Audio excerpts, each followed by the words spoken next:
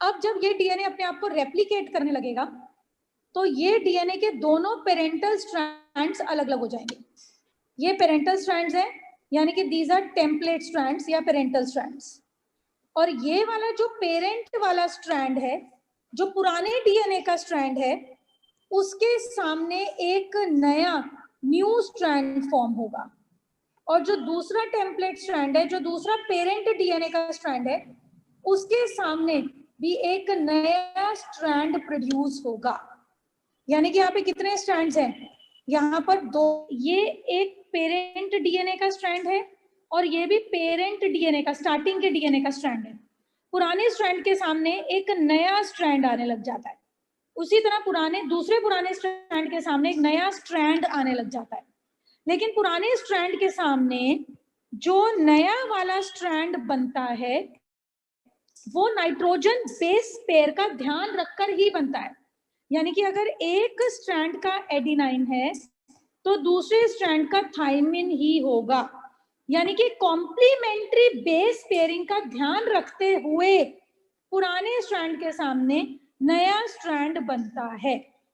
और पुराने स्ट्रैंड के सामने नया स्ट्रैंड बनाने के लिए हमारे को अच्छे अच्छे एंजाइम्स की जरूरत पड़ती है। उसी तरीके से बेटा इस पेरेंट वाले ओरिजिनल डीएनए को अलग अलग करने के लिए, ओरिजिनल डीएनए के दोनों स्ट्रैंड्स को अलग अलग करने के लिए भी हमें एंजाइम्स की जरूरत पड़ती है। पर एक टाइम पे पूरा का पूरा डीएनए के दोनों स्ट्रैंड्स, पूरे डीएनए के दोनों स्ट्रैंड्स अलग नहीं होते, थोड़ा सा डीएनए खुलना शुरू होता है। अब यहाँ पर ये नया डीएनए और एक ये नया डीएनए, और हर नए डीएनए में एक स्ट्रैंड पुराना है, एक नया है। नए डीएनए में एक स्ट्रैंड पुराना है, एक नया है। तो डीएनए के अंदर एक पुराना स्ट्रैंड है और डीएनए के अंदर एक नया स्ट्रैंड है। ओके, तो ये डीएनए रेप्लिकेशन का सेमी कंजर्वेटिव मॉडल कहलाता है। डीएनए रेप्लिकेशन में आप लिखना शुरू करो। In molecular biology,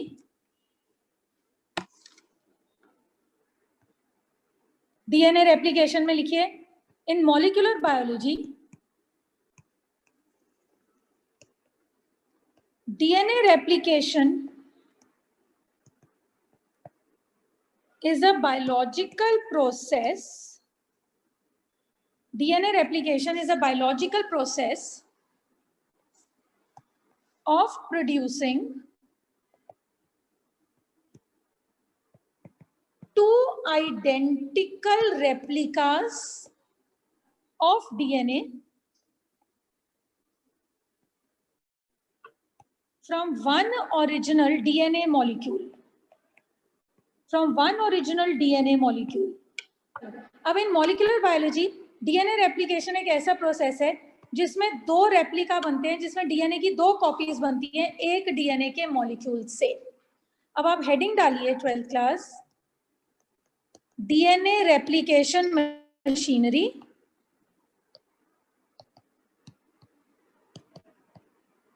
and enzymes.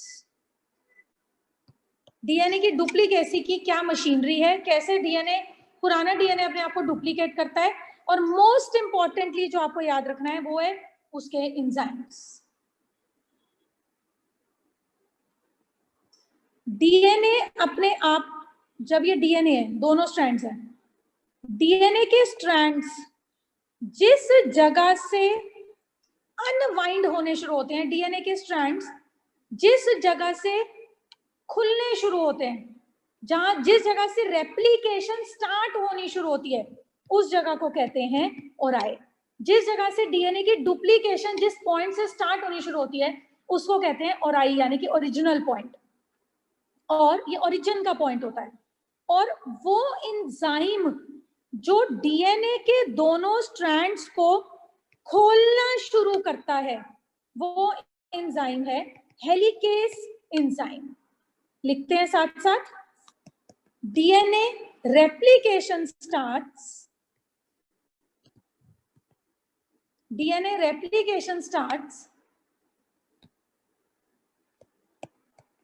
from a point called ori DNA replication starts from a point called ori. At this point, helicase enzyme एक जगह पर डीएनए स्ट्रैंड में, जिस जगह पर हेलिकेस एंजाइम प्रेजेंट होता है, उस जगह से डीएनए के दोनों स्ट्रैंड्स एक दूसरे से अलग होने शुरू होते हैं. At this point, helicase enzyme starts to unwind DNA strands. Helicase enzyme इन दोनों डीएनए के स्ट्रैंड्स को खोलना शुरू करता है. लेकिन अब डीएनए के स्ट्रैंड को और फर्दर खुलना है, फिर डीएनए के स्ट्रैंड को और फर्दर खुलना है, और खुलना है, और खुलना है. डीएनए के स्ट्रैंड्स को और अलग अलग होते जाना है. तो डीएनए के स्ट्रैंड्स को अलग करना शुरू करने के लिए हमारे पास होता है हेलिकेस एंजाइम. लेकिन डीएनए के स्ट्रैंड्स को, दोनों स्ट्रैंड्स को फर्दर अलग करे जाने के लिए, कि और अलग हो जाएं, दोनों स्ट्रैंड्स और अलग हो जाएं, उसके लिए हेलिकेस एंजाइम के साथ साथ एक और एंजाइम होता है जिसका नाम है टोपोआइसोमेरेस एंजाइम. तो हेलिकेस एंजाइम डीएनए के स्ट्रैंड को अनवाइंड करना, खोलना शुरू करता है, और टोपोआइसोमेरेस एंजाइम्स डीएनए के स्ट्रैंड्स को फर्दर खोलते जाते हैं. अगला पॉइंट लिखिए, further अनकॉइलिंग of DNA strands, further uncoiling of DNA strands is due to topoisomerase enzyme. Further uncoiling of DNA strands is due to topoisomerase enzyme. बेटा डीएनए के दोनों स्ट्रैंड्स एकदम से नहीं खुलते. डीएनए के स्ट्रैंड्स धीरे धीरे एक दूसरे से अलग होना शुरू करते हैं. डीएनए का खुलना, ओरिजिनल पेरेंटल डीएनए के दोनों स्ट्रैंड्स का एक दूसरे से अलग अलग होना, खुलना स्लो प्रोसेस होता है. देखो, DNA unwinding is a slow gradual process.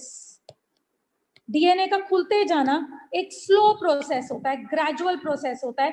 धीरे धीरे दोनों स्ट्रैंड्स के बीच में, नाइट्रोजन बेसिस के बीच के हाइड्रोजन बॉन्ड्स धीरे धीरे टूटते हैं, क्योंकि डीएनए को खोलने के लिए और दोनों स्ट्रैंड्स के सामने नया डीएनए बनाने के लिए काफी एनर्जी चाहिए होती है.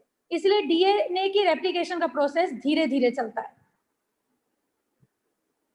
लिखो, बोथ एंजाइम्स, दोनों एंजाइम्स जो डीएनए के स्ट्रैंड्स को खोल रहे हैं, पेरेंट स्टार्टिंग के डीएनए के स्ट्रैंड्स को अलग अलग कर रहे हैं, वो दो एंजाइम्स हैं, हेलिकेस और टोपोआइसोमेरेस. बोथ एंजाइम्स जिनका नाम है हेलिकेस एंड टोपोआइसोमेरेस, ये दोनों एंजाइम्स क्या करते हैं? They break hydrogen bonds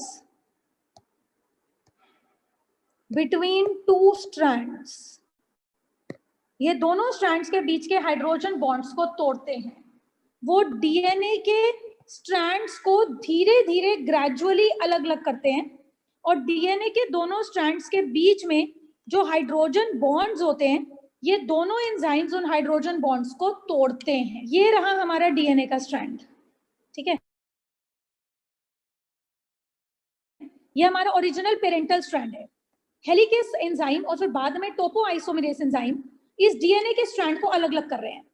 ये वाला जो एरिया है डीएनए के स्ट्रैंड का, ये अलग हो गया है, और पुराने डीएनए का ये वाला एरिया अलग हो गया है, जिसको मैंने ग्रीन से शेड किया है.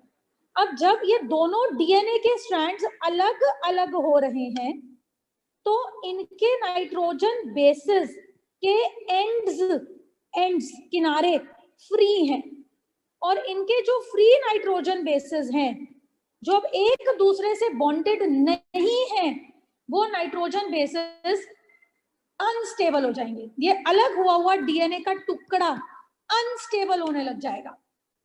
तो अब हमारे साथ आएंगे, अब रोल प्ले करेंगे हेलिक्स स्टेबलाइजिंग प्रोटीन्स, और जो हेलिक्स स्टेबलाइजिंग प्रोटीन्स हैं वो इस डीएनए के स्ट्रैंड के टुकड़े को, जो टुकड़ा धीरे धीरे अलग हो रहा है, एक दूसरे से जो टुकड़े अलग हो रहे हैं, जिनके बीच में हाइड्रोजन बॉन्ड्स टूट रहे हैं और उनके नाइट्रोजन बेसेस नेकेड हैं, उनके नाइट्रोजन बेसेस बिल्कुल अनस्टेबल है, रिएक्टिव हुए पड़े हैं, उनको स्टेबल करने के लिए कुछ टाइम के लिए हेलिक्स स्टेबलाइजिंग प्रोटीन एक्ट करते हैं।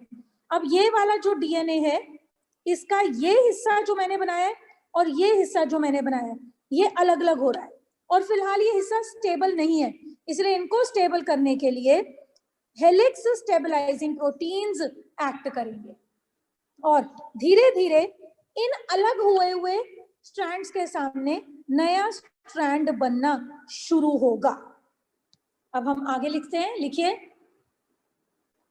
when parental DNA strand opens, when parental DNA strand opens, when parental DNA strand opens, then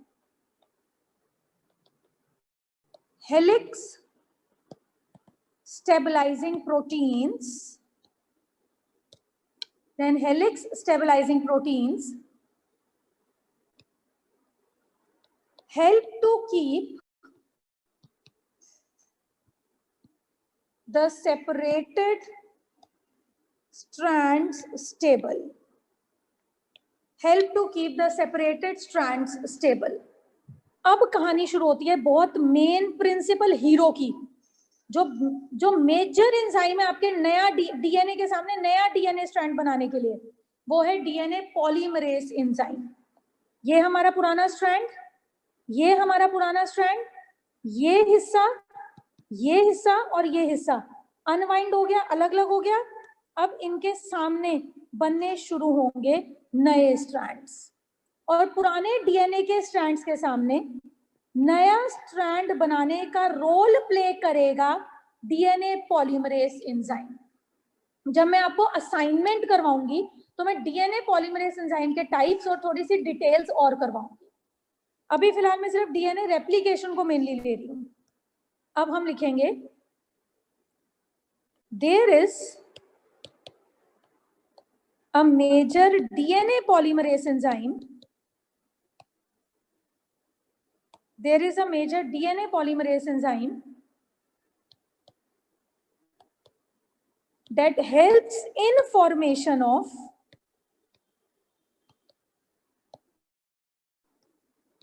new supplementary strand, that helps in formation of new complementary strand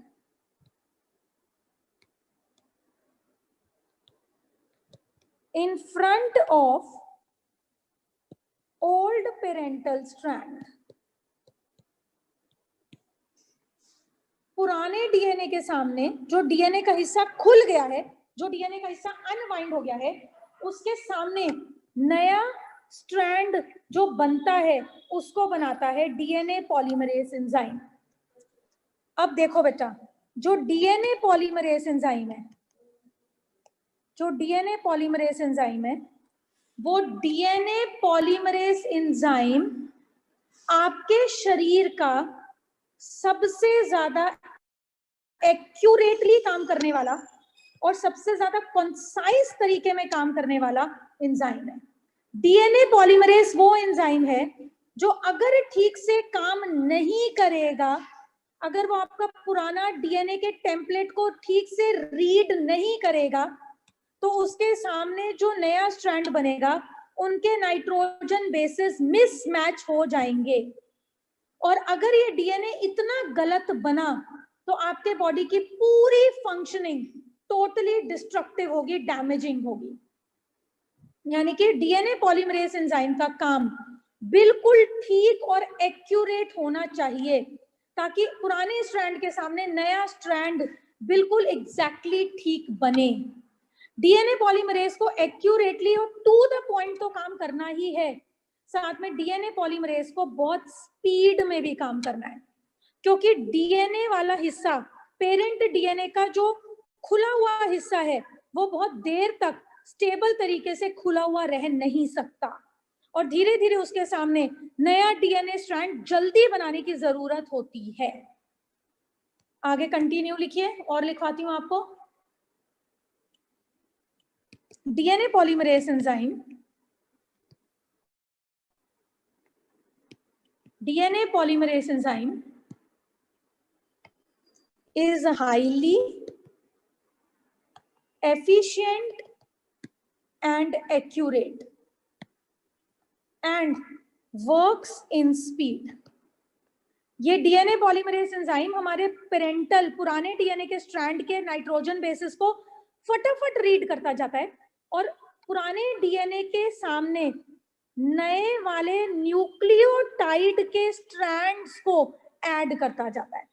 nucleotide के साथ nucleotide के साथ nucleotide के साथ nucleotide के साथ nucleotide, और इन nucleotide से बनता है नया स्ट्रैंड। अब डीएनए पॉलीमरेज की और तारीफ करते हैं थोड़ी सी। DNA polymerase enzyme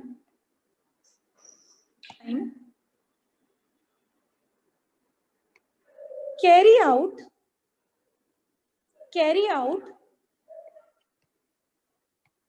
polymerization of DNA polymerase enzyme carries out polymerization of large number of nucleotides in a very short time.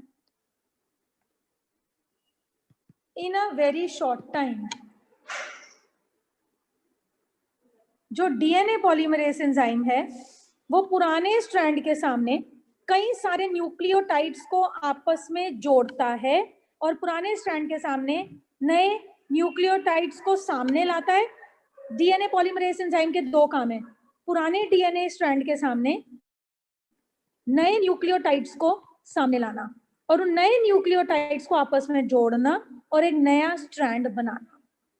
Polymerase enzyme का क्या काम है? पुराने स्ट्रैंड में नाइट्रोजन बेसिस को रीड करना, उनके सामने सूटेबल नाइट्रोजन बेसिस के न्यूक्लियोटाइड्स को लाना और नए न्यूक्लियोटाइड्स को आपस में जोड़ना और नया स्ट्रैंड बनाना। तो डीएनए पॉलीमरेज एंजाइम पुराने स्ट्रैंड के सामने नया डीएनए स्ट्रैंड बनाने में बहुत सारा काम करता है। So DNA polymerase enzyme carry out polymerization. Polymerization का मतलब होता है छोटे छोटे न्यूक्लियोटाइड्स को जोड़ना और नया स्ट्रैंड बनाना, और बहुत कम समय में। ये काम डीएनए पॉलीमरेज एंजाइम का होता है। DNA polymerase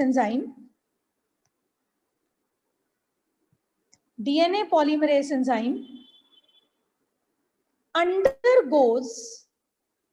undergoes polymerization of nearly 2000 base pairs in 1 second.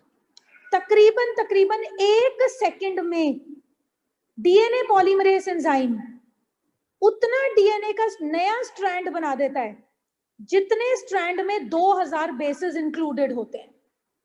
तो नया स्ट्रैंड बनाते जाना, सामने वाले स्ट्रैंड के सामने उसको प्लेस करते जाना। दैट इज द मेन काम ऑफ डीएनए पॉलीमरेज एंजाइम।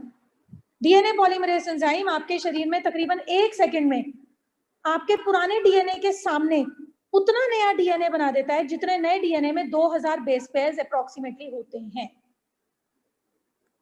और इस प्रोसेस के लिए पुराने स्ट्रैंड को रीड करना, उनके सामने सूटेबल न्यूक्लियोटाइड्स को लाना और न्यूक्लियोटाइड्स को नए स्ट्रैंड की शेप देना, इस काम में डीएनए पॉलीमरेज के साथ कुछ दूसरे एडिशनल एंजाइम्स भी होते हैं जो डीएनए पॉलीमरेज एंजाइम के ही फॉर्म्स होते हैं।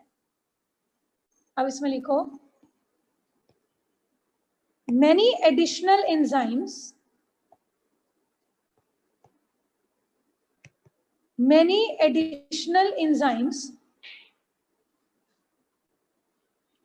are also required complete, many additional enzymes are also required to complete the replication, नया स्ट्रैंड लाने के लिए, नए न्यूक्लियोटाइड्स लाने के लिए, उनको जोड़ने के लिए, और पुराने स्ट्रैंड के सामने नया स्ट्रैंड लाने के लिए डीएनए पॉलीमरेज के अलावा और कई एडिशनल एंजाइम्स भी काम करते हैं। चलो अब हम लिखते हैं एक और चीज, the two parental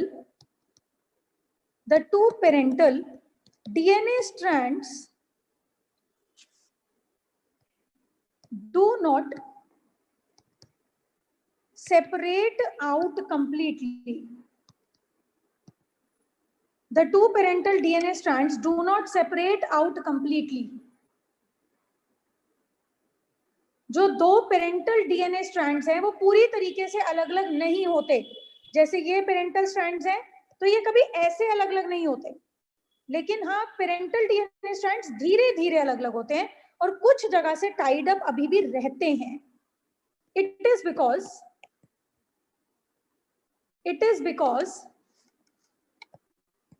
a lot of ATPs are required for that, क्योंकि काफी एनर्जी रिक्वायर्ड होती है उस प्रोसेस के लिए। It is because a lot of ATPs are required for that. So both strands open up slowly.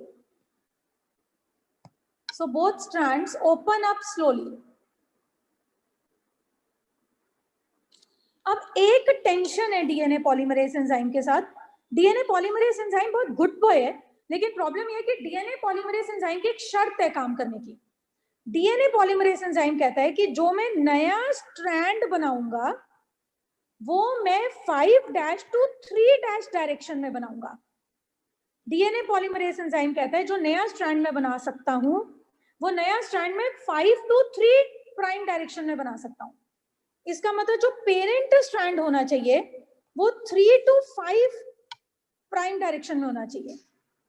तो यानी कि जो डीएनए पॉलीमरेज एंजाइम है वो कैटलाइजेशन कर सकता है, वो पॉलीमराइजेशन रिएक्शन को कैटलाइज कर सकता है। डीएनए पॉलीमरेज एंजाइम नया स्ट्रैंड बना सकता है, लेकिन 5' to 3' डायरेक्शन की तरफ। लिखिए इस लाइन को, DNA polymerase enzyme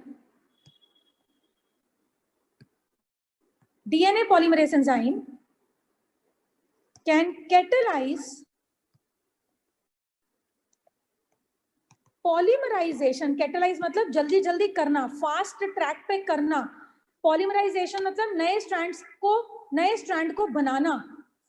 can catalyse polymerization in 5' to 3' direction. Can catalyse polymerization in 5' to 3' direction. 5' से 3' डायरेक्शन में डीएनए पॉलीमरेज एंजाइम नया स्ट्रैंड बना सकता है। तो वो किसके सामने वो नया स्ट्रैंड बनाएगा? 3 to 5 पेरेंट के सामने वो नया स्ट्रैंड बनाएगा। इन फ्रंट ऑफ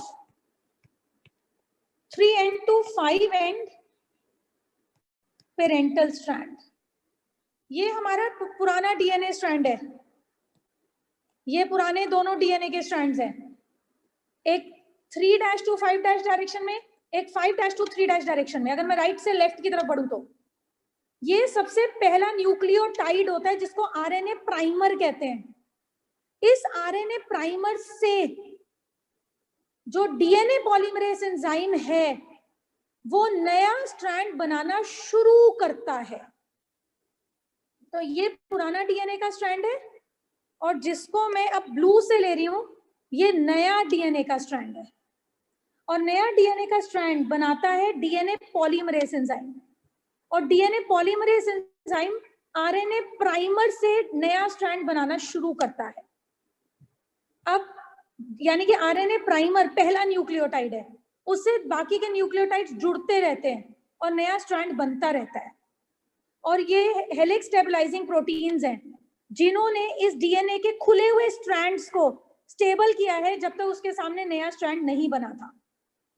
ये हमारा 3' to 5' पेरेंट का स्ट्रैंड है जिसके सामने डीएनए पॉलीमरेज एंजाइम नया स्ट्रैंड बना रहा है 5' to 3' एंड में, क्योंकि डीएनए पॉलीमरेज एंजाइम बहुत कंफर्टेबल है 5 एंड टू 3 एंड डायरेक्शन में काम करने में, इसीलिए वो 5 एंड टू 3 एंड डायरेक्शन में नया स्ट्रैंड बनाएगा लगातार, नया स्ट्रैंड बनेगा लगातार, यानी कि that is called as a leading strand.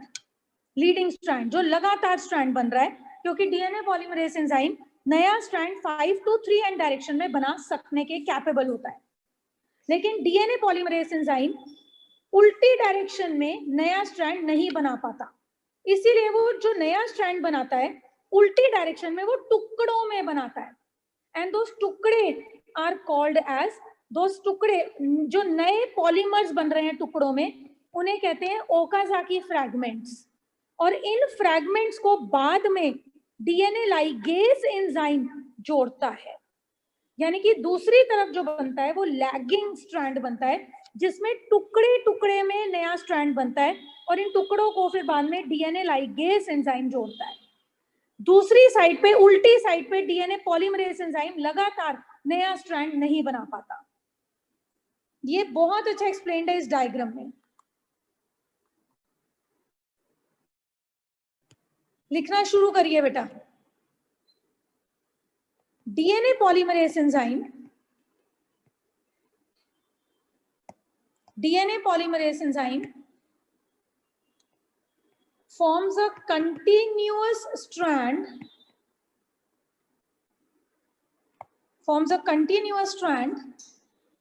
in 5 end to 3 end direction, starting from RNA primer। RNA primer से नया स्ट्रैंड बनना शुरू होता है।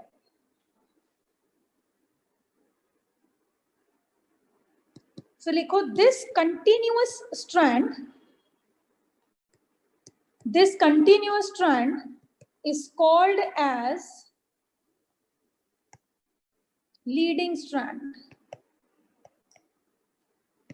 This continuous strand is called as leading strand. लिखो बट इन ऑपोजिट डायरेक्शन, उल्टी direction में DNA polymerase टुकड़ों में स्ट्रैंड बनाता है जिसको बाद में डीएनए लाइगेज जोड़ता है।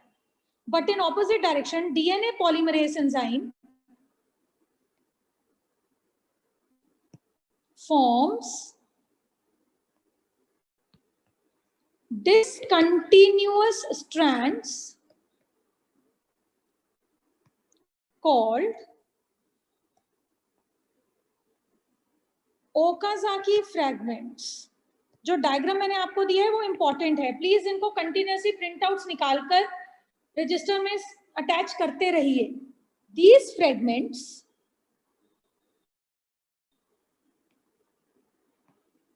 Are later on attached by DNA ligase enzyme. इन सेगमेंट्स को डीएनए लाइगेज एंजाइम्स बाद में जोड़ते हैं, जिन टूटे हुए सेगमेंट्स को डीएनए पॉलीमरेज ने बनाया होता है। दिस फॉर्म्स लैगिंग स्ट्रैंड, और ये बनता है लैगिंग स्ट्रैंड। और एंड में हम कंक्लूजन लेंगे कि इस तरीके से 2 नए स्ट्रैंड से 4 बन जाते हैं। ये देखिए बेटा, पहले 2 स्ट्रैंड्स थे, 1 और 2, अब 4 स्ट्रैंड्स बन गए। 1 2 3 4। डीएनए की डुप्लीकेशन हो गई, रेप्लिकेशन हो गई। ये पेरेंट स्ट्रैंड, ये पेरेंट स्ट्रैंड, ये सामने वाला न्यू स्ट्रैंड, ये सामने वाला न्यू स्ट्रैंड। अब लिखो hence 2 new strands are formed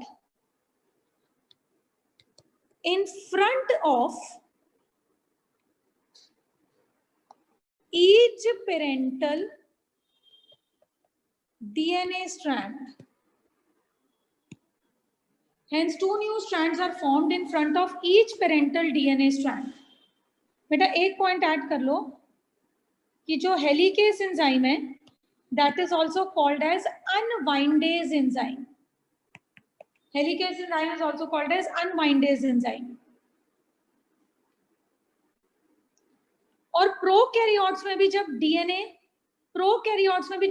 DNA के स्ट्रैंड्स खुलते हैं तो उसमें हेल्प करता है गायरेस enzyme. It unwinds DNA in prokaryotic cells.